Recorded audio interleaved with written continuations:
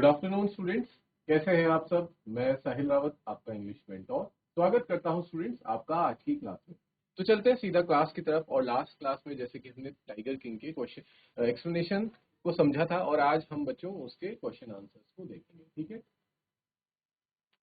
Let's start with the first question. Who is the tiger king, why does he get that name. ये पूछा जा रहा है आप सबसे कि टाइगर किंग आखिर है कौन और उसको ये नाम कैसे मिला, टाइगर किंग उसका नाम क्यों रखा गया है। तो हम सब जानते हैं स्टूडेंट्स, द टाइगर किंग कौन है, इज द महाराजा ऑफ, कहाँ के महाराज हैं वो, प्रतिबंधपुरम के वो महाराज हैं। He is popularly called tiger king, उनको टाइगर किंग इसलिए कहा जाता है बिकॉज ऑफ टू रीजंस। उसके पीछे के दो मुख्य कारण हैं, और वो मुख्य कारण क्या है बच्चों। पहला कारण आता है चाइल्डहुड प्रोफेसी। चाइल्डहुड प्रोफेसी का मतलब है बचपन में की गई एक भविष्यवाणी, और वो भविष्यवाणी से हम सब परिचित हैं। We all know this prophecy that during the time of birth when he took birth, at birth astrologers predicted, उस वक्त ज्योतिषों ने ये भविष्यवाणी की थी that he would die due to a tiger, कि इसकी मृत्यु का कारण एक बाघ होगा। Remarkably even as an infant, और उस वक्त एक नवजात शिशु होने के बावजूद ही डिक्लेयर्ड, उसके मुंह से एक आवाज निकलती है, लेट टाइगर्स बी अवेयर, यानी कि अगर मेरी मृत्यु का कारण टाइगर है तो उन्हें मुझसे डरना चाहिए, मैं उनसे नहीं डरूंगा। Linking his destiny to them, और इसी तरह से उसकी जो डेस्टिनी है, उसका जो भाग्य है, वो टाइगर्स के साथ जुड़ जाता है। टाइगर्स उसके भाग्य के साथ और वो टाइगर्स के भाग्य के साथ इस तरह से जुड़ जाता है, इस वजह से उसका नाम पड़ता है बच्चों tiger king. I hope this is clear. अगला रीजन है कि लाइफ्स मिशन, कि वो अपने जीवन का उद्देश्य ही बना देता है इस बात को कि टू चैलेंज द प्रोफेसी, कि जो भविष्यवाणी हुई थी उसे चैलेंज करना, कि उस भविष्यवाणी को मैं गलत साबित करूंगा। ही डिवोटेड हिज लाइफ, वो अपना पूरा जीवन उसमें लगा देता है, टू हंटिंग 100 टाइगर्स, क्योंकि ज्योतिष ने ही कहा था कि इनको खतरा किससे है, जो 100 टाइगर्स है, आखिरी जो 100 टाइगर होगा, 100 टाइगर जो होगा, वो इनकी मृत्यु का कारण बनेगा। इस वजह से वो अपना पूरा जीवन 100 टाइगर्स को हंट करने में लगाते हैं। और 100 टाइगर्स हंट करना इज नॉट अ, हम कह सकते हैं एवरीवन्स कप ऑफ टी। ठीक है, ये बहुत मुश्किल काम है बच्चों, 100 टाइगर्स को मारना। ठीक है, और इसी वजह से वो अपने जीवन का बहुत बड़ा भाग उसमें ही लगा देते हैं, अराउंड 10 से 15 साल।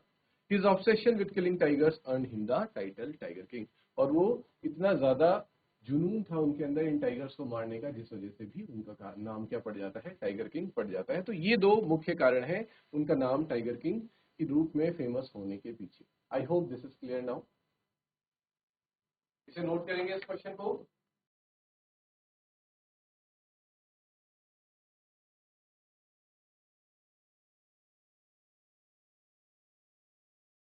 अगला क्वेश्चन स्टूडेंट्स आता है, what did the royal infant grow up to be, कि जो रॉयल इन्फेंट है, छोटा बच्चा है, ठीक है, वो बड़ा होके क्या बनता है। इसका आंसर आप लिखेंगे, crown prince Jung Jung Bahadur grew up following the typical pattern of Indian royal children. ठीक है, उसकी उसका पालन पोषण भी ऐसा ही होता है जैसे बाकी के जो रॉयल चिल्ड्रन है, जो राजघराने के जो बच्चे हैं, जिस तरह से उनका पालन पोषण होता है, टाइगर किंग का भी पालन पोषण कुछ वैसे ही होता है। और उस वक्त कौन सा पीरियड चल रहा था, कॉलोनियल, ब्रिटिश कॉलोनियल पीरियड, यानी कि हम ब्रिटिश, भारत जो है वो ब्रिटिश की कॉलोनी था एक, हम अंग्रेजों के उस वक्त गुलाम हुआ करते थे। तो सबसे पहले हम देखेंगे उनके एजुकेशन और अपब्रिंगिंग के बारे में, कि किस तरह से वो शिक्षा ग्रहण करते हैं और उनका अपब्रिंगिंग कैसी थी। अपब्रिंगिंग होता है बच्चों परवरिश। ठीक है, तो परवरिश का भी इंसान की पर्सनैलिटी में बहुत रोल होता है और बहुत बड़ा प्रभाव पड़ता है उस परवरिश का। तो उनकी परवरिश कैसी हुई, ये हम सारी चीजें देखते हैं। तो पहला है बच्चों, drink milk from an English cow, कि उन्होंने बचपन से ही एक इंग्लिश काउ का दूध पिया, एक अंग्रेजी ब्रीड की गाय का उन्होंने दूध पिया। We was raised by an English nanny, उनको पालन पोषण भी एक इंग्लिश नैनी ने ही किया था उनका। लर्न इंग्लिश, उन्होंने इंग्लिश भाषा ही सीखी थी अपने इंग्लिश ट्यूटर से। And watch only English film, ठीक है, उन्होंने फिल्में भी सिर्फ और सिर्फ अंग्रेजी फिल्में ही देखी थी। अगला हम लिखेंगे, received a completely westernised education, और देखा जाए तो उनकी जो पूरी एजुकेशन ही थी वो कैसी थी, वेस्टर्नाइज्ड एजुकेशन थी। इस वजह से भी ये बड़ा कारण है बच्चों कि वो अपने आप को कनेक्ट नहीं कर पाते थे अपने जनता से और अपने देश के लोगों से। और मैं ऐसा क्यों कह रहा हूँ कि वो अपनी जनता से और अपने देश के लोगों से अपने आप को कनेक्ट नहीं करते थे, क्योंकि आपने देखा होगा कि tiger king was a very selfish king. ठीक है, वो बहुत ही खुदगर्ज राजा राजा था। वो सिर्फ और सिर्फ अपने बारे में सोचता था कि जिस चीज में उसका फायदा है उस फायदे के लिए वो किसी भी हद तक जाने को तैयार था।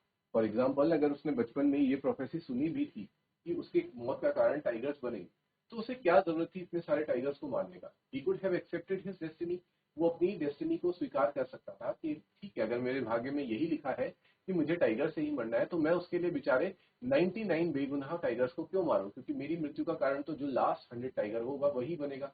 बट नहीं, क्योंकि उसे सिर्फ और सिर्फ अपने से मतलब था। और ऐसा कब होता है बच्चों, जब हम पूरी तरह से कभी ना तो हमारी परवरिश अच्छी हुई हो और हमारी जो अपब्रिंगिंग है वो कैसी रही हो, वो बहुत ही ज्यादा उसमें इमोशंस की कमी रही हो। और इमोशंस की कमी रहेगी जब आपको, ऑब्वियस सी बात है बच्चों,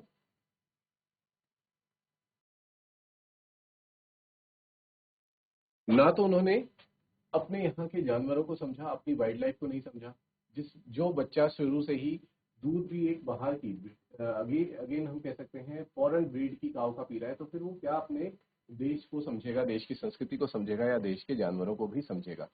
ठीक है, ना उसकी परवरिश परवरिश उसके पेरेंट्स के द्वारा हुई।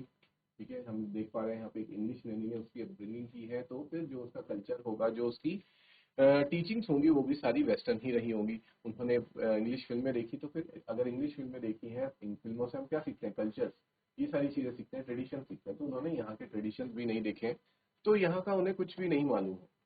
तो that's why he was very arrogant towards the people of his own city, his own state. अगला है बच्चों, हम देखते हैं taking power at the age of 20। 20 साल की उम्र में ही उनको चार्ज दे दिया जाता है, वो संभाल लेते हैं महाराजा का charge. When it was released from the court of war,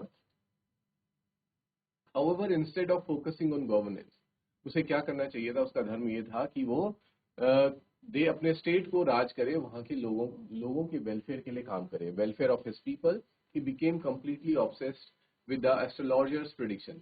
लेकिन वो पूरी तरह से क्या हो गया, ऑब्सेस्ड हो गया एस्ट्रोलॉजर की प्रिडिक्शन को लेके, और सिर्फ एक चीज के पीछे पड़ गया कि मुझे क्या करना है, एस्ट्रोलॉजर की भविष्यवाणी को गलत साबित करना है कि मेरी मृत्यु टाइगर्स के द्वारा नहीं होगी। ठीक है, अबाउट हिज डेथ। यहां तक सभी को क्लियर है।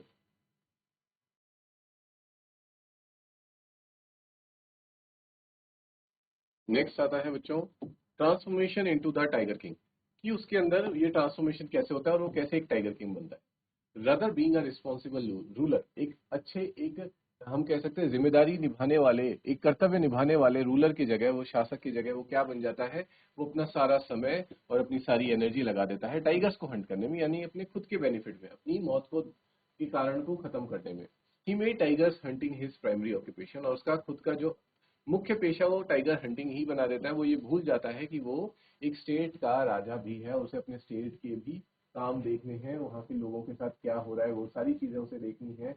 और साथ ही साथ वो अपने ही लोगों के लिए बहुत ज्यादा क्या हो जाता है, निर्मम हो जाता है, बिकम वेरी, हम कह सकते हैं बच्चों, very not so kind towards the people of his own state. और ये कैसे पता चला, जब हम देखते हैं कि जिस जगह पे ये खबर मिलती है कि यहाँ पे टाइगर्स देखने की आशंका पाई गई है, तो वहां के टैक्स वो एकदम कम कर देता है, और जहां से उसको टैक्सेस नहीं मिलते, टाइगर्स नहीं मिलते, तो वो टैक्स बढ़ाने की भी बात करता है। तो इससे हमें पता चलता है कि उसे जनता की बिल्कुल भी परवाह नहीं थी। Often neglecting important state affairs, state के अफेयर्स को निग्लेक्ट करते थे। His entire identity became centred around this single mission, उसकी पूरी आइडेंटिटी ही सिर्फ और सिर्फ एक मिशन के अराउंड घूमती थी, और वो था killing of 100 tigers and defeat his destiny, और अपनी की डेस्टिनी को क्या करना, डिफीट करना, ये उसकी आइडेंटिटी बन चुकी। क्लियर है बच्चों। Next question, what will the Maharaja do to find the required number of tigers to kill. जितने टाइगर्स को मारने था, यानी कि 100 टाइगर्स को मारने के लिए महाराजा क्या करते हैं। तो महाराजा employed several strategies to ensure he could find and kill the required 100 tigers. महाराजा ये सारी एक्टिविटीज करते हैं। पहला, पास अ स्ट्रिक्ट लॉ, सबसे पहले एक बहुत ही कड़ा कानून पास कर देते हैं कि कोई भी जंगल में शेरों का शिकार या फिर बाघ का शिकार नहीं करेगा एक्सेप्ट महाराजा के अलावा। डिक्लेयर्ड सीवियर पनिशमेंट, और जो अगर कोई ऐसा करता है, इस नियम का उल्लंघन करता है, तो उसे बहुत कड़ी पनिशमेंट दी जाएगी। And complete confiscation of wealth and property, और उसकी पूरी जितनी भी धन दौलत है उसको क्या कर लिया जाएगा, कब्जा लिया जाएगा। Made tiger hunting his exclusive royal privilege, और टाइगर हंटिंग को ही उसने अपना क्या बना दिया, रॉयल प्रिविलेज बना दिया। फिर आती है बात इनिशियल सक्सेस की, कि शुरुआत में उन्हें इसमें सक्सेस भी मिली। शुरुआत के 10 साल में ही वो कितने टाइगर्स को मार देते हैं बच्चों, 70 टाइगर्स को वो किल कर देते हैं in the forest of Pratibandapuram. पर उसके बाद शुरू होता है क्राइसिस, और क्राइसिस का सोल्यूशन वो क्या निकालते हैं ये भी हम देखेंगे। 70 टाइगर्स मारने के बाद प्रतिबंधपुरम से टाइगर्स की जनसंख्या खत्म होने लगती है। महाराजा को के सामने एक बहुत बड़ी समस्या आ बैठती है। तो सोल्यूशन क्या निकालते हैं बच्चों, वो करते हैं स्ट्रेटेजिक मैरिज। जानबूझकर एक ऐसे राज्य की राजकुमारी से वो विवाह करते हैं जहां जिस राज्य में बहुत सारे शेर हो, टाइगर्स हो, ताकि जब जब वो वहां जाए तो हंटिंग करके टाइगर्स को मार सके। He decided to marry a princess from a royal family whose state had large tiger population. अगला, मैरिज क्राइटेरिया के लिए वो क्या करते हैं कि द दीवान वॉज इंस्ट्रक्टेड, दीवान को इंस्ट्रक्शन दी जाती है कि सभी आसपास के राज्यों के आंकड़े निकालो और देखो कि टाइगर पॉपुलेशन किस सिटी में कितनी ज्यादा है, और उसके अकॉर्डिंग ही मेरे लिए दुल्हन का चयन करो। क्लियर है बच्चों। फिर आता है रेगुलर हंटिंग एक्सपेडिशंस, और फिर उसके बाद जब जब after marriage he would visit the father in law's kingdom, जब जब वो अपने ससुराल जाया करते थे तो कम से कम हर बारी 5-6 टाइगर्स को जरूर मारते थे। क्लियर। फाइनल अचीवमेंट और आखिरी अचीवमेंट उनकी ये थी कि थ्रू दिस सिस्टमैटिक अप्रोच को फॉलो करते हुए ही मैनेज टू किल 99 टाइगर्स, करीबन 99 टाइगर्स को वो मार देते हैं। However finding the 100 tiger became his greatest challenge, लेकिन जो आखिरी 100 टाइगर था उसे ढूंढ पाना उनके लिए सबसे बड़ा चैलेंज बनता है, क्योंकि वो मिल ही नहीं रहा था। Leading to the climax of the story, और इस वजह से हमें पता है कि अंत में क्या होता है जब वो 100 टाइगर्स की खोज में निकलते हैं। आई होप ये क्वेश्चन भी क्लियर हो गया बच्चों। What was very important question.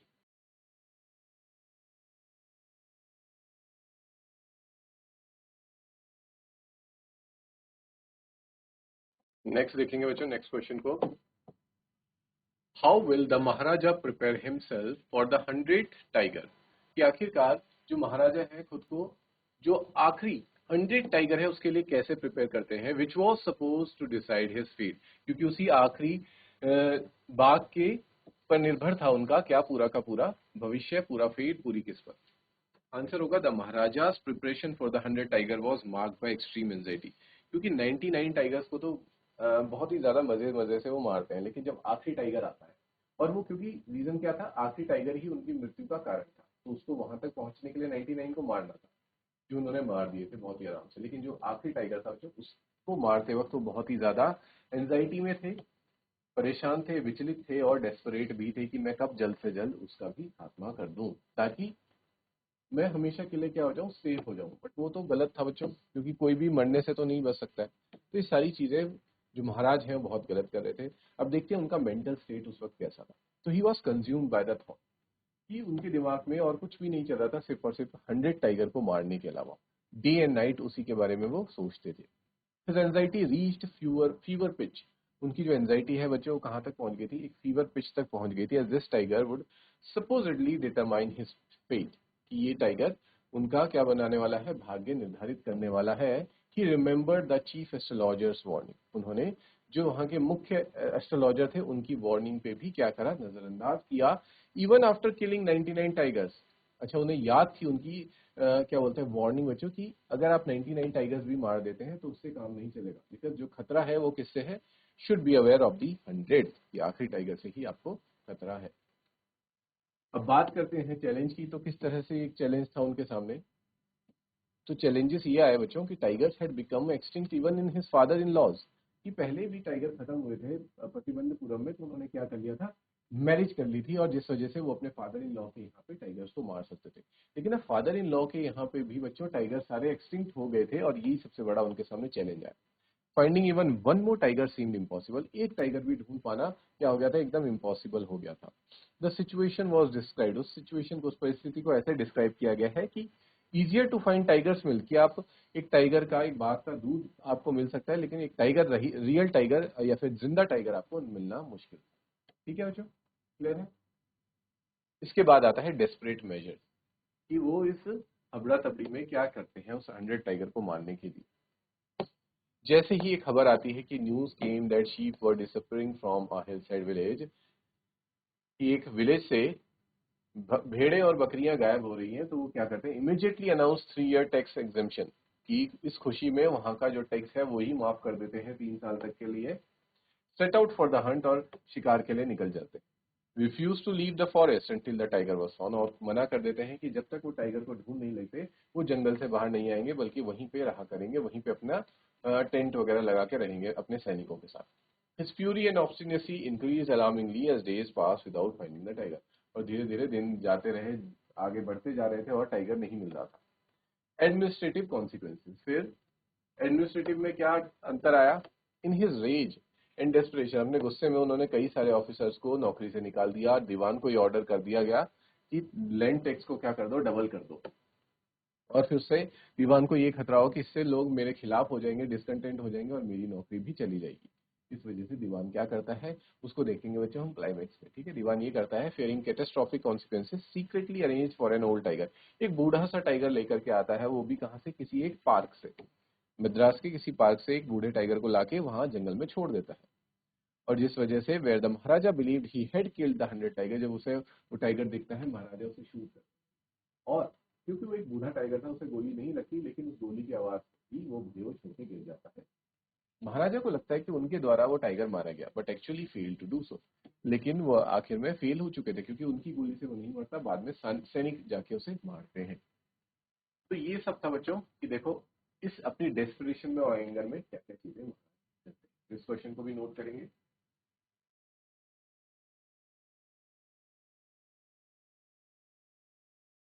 देखते हैं बच्चों अगले क्वेश्चन को।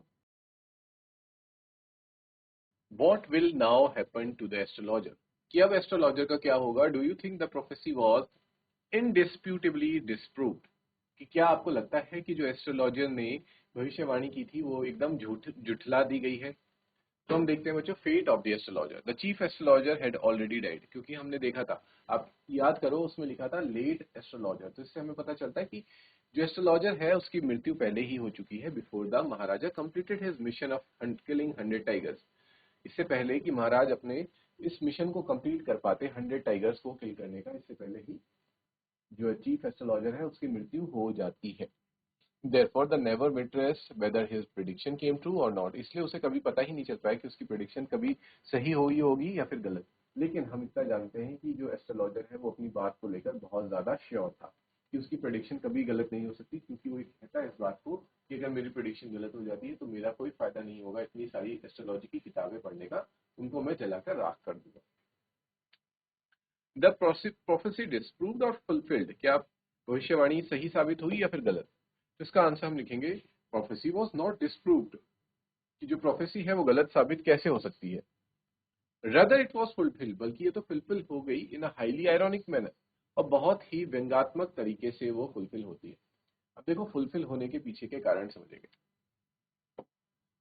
बात करते हैं सरफेस लेवल, सतही लेवल पे महाराजा को क्या लग रहा था। महाराजा ये बिलीव करता है कि उसने सक्सेसफुली 100 टाइगर्स मार दिए हैं, लेकिन हम जानते हैं कि वो नहीं मार पाया होता है, क्योंकि जो आखिरी टाइगर था वो उसकी गोली से नहीं मरा था। ही believe that he had proved the astrologers wrong, और फिर उसे लगता है कि मैंने तो एस्ट्रोलॉजर को गलत साबित कर दिया, एंड एस्केप्ड हिज फेट, और मैं अपने भाग्य से बच गया। लेकिन भाग्य में जो लिखा है उससे कोई नहीं बच सकता। He was overcome with elation, ठीक है, वो बहुत ज्यादा खुश हो जाता है, thinking his wow has fulfilled, क्योंकि उसे खुशी थी कि जो उसने कसम खाई थी कि मैं 100 टाइगर्स को मार के ही दम लूंगा, वो पूरी हो गई थी। ये था बच्चों महाराजा का बिलीफ, लेकिन हकीकत क्या थी? रियलिटी, द ड्रामेटिक आयरनी, जो व्यंग क्या था इस कहानी, तो ये था कि महाराजा की bullet actually miss the 100 tiger, उसने मिस कर दिया था आखिरी टाइगर को। The tiger had merely fainted, tiger तो सिर्फ और सिर्फ बेहोश हुआ था फ्रॉम शॉक, क्योंकि शॉक लगा था उसे, गोली उसको छू कर गई थी। One of his Hunter secretly killed, उसी के किसी शिकारी ने, महाराजा के शिकारी ने टाइगर को मार दिया अपनी नौकरी बचाने के लिए। कि टाइगर महाराजा को अगर ये पता लगेगा कि उनकी गोली से टाइगर नहीं मरा तो उन्हें गुस्सा आएगा कि मेरे से कैसे मिस हो सकता है, और फिर वो हमें नौकरी से निकाल देंगे। इस वजह से हंटर्स उसे मारते हैं। Therefore, the Maharaja technically fail to kill the 100 tiger. तो देखा जाए तो आखिरी टाइगर को मारने में क्या हो गए थे, वो नाकाम हो गए थे।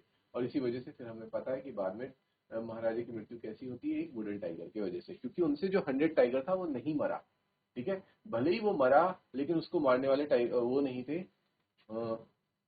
महाराज नहीं थे बल्कि हंटर्स थे, तो हो सकता है हम ये कह सकते हैं कि उस प्रोफेसी को फुलफिल करने के लिए किसी तरह से कुछ शक्तियां ऐसी बनी होंगी जिन्होंने उस वुडन टाइगर के रूप में क्या किया, बदला लिया और महाराजाओं को खत्म किया। तो हम कह सकते हैं कि जो प्रोफेसी थी वो एकदम भविष्यवाणी एकदम सही साबित हुई। Fulfilment of prophecy, prediction came true in an unexpected way, लेकिन बहुत अलग तरीके से वो फुलफिल हुई। The maharaja died from an infection, maharaja कैसे मरे, एक वुडन स्प्लिंटर, एक छिलके से, लकड़ी के छिलके के कारण उनकी इन्फेक्शन होने से मृत्यु हो गई। सोचो, जो महाराज इतने सारे बाघों से, 100 टाइगर से उन्होंने लड़ाई करी, कई बार तो हमने देखा कि वो बेर हैंड भी मतलब बिना हथियार के भी टाइगर्स के साथ उन्होंने लड़ाई लड़ी थी, तब जाके भी वो ऐसी सिचुएशन में नहीं मरे, वो टाइगर्स को मार देते थे। तो इतने भले ही वो जो टाइगर किंग था, राजा जो था, बहुत बुरा राजा था, ठीक है, ये हम सब जानते हैं, लेकिन वो बहुत ही ज्यादा पावरफुल और स्ट्रांग था, ये भी हमें पता चलता है। तो इतना स्ट्रांग राजा टाइगर से नहीं मर सका, लेकिन वो किससे मरता है, एक वुडन टाइगर से मर जाता है। This toy tiger was a birthday gift for his son, और ये टॉय उसने क्यों लिया था, आखिर अपने ही बेटे के बर्थडे गिफ्ट के रूप में उसने ये टॉय खरीदा था। कंक्लूजन ये निकलता है इसका,